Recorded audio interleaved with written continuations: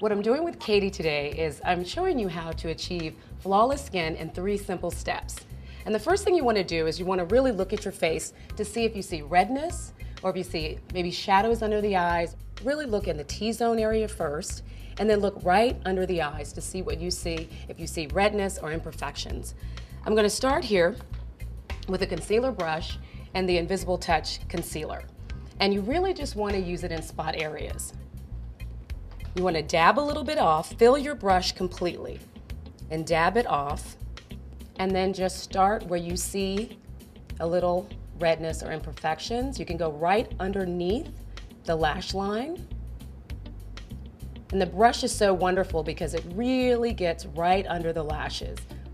And it's not necessary to take this concealer all the way out if you don't have any imperfections under there. If your skin looks really good and even, don't even put the concealer in that area.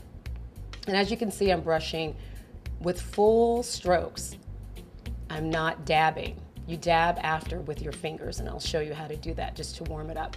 But as you can see, it's already brightening underneath her eyes, and then you go back and just press.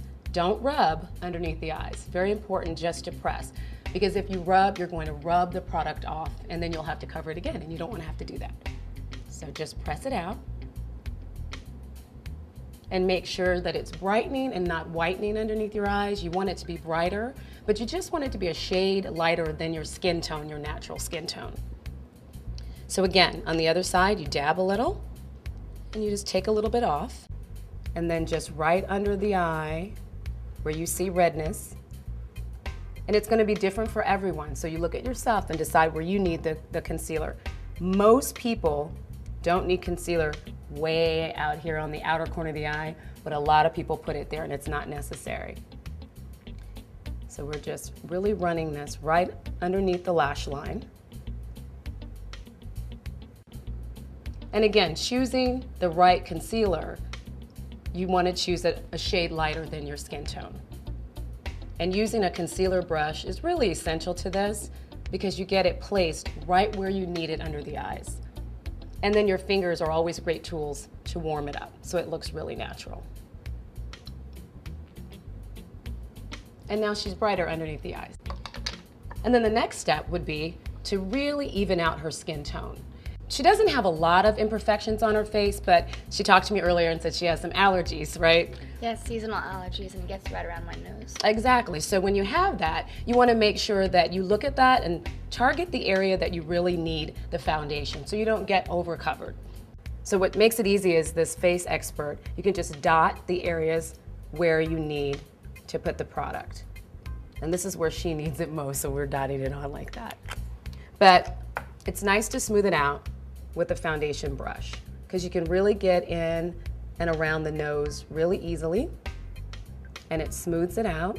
And again, light, long strokes, very important to application.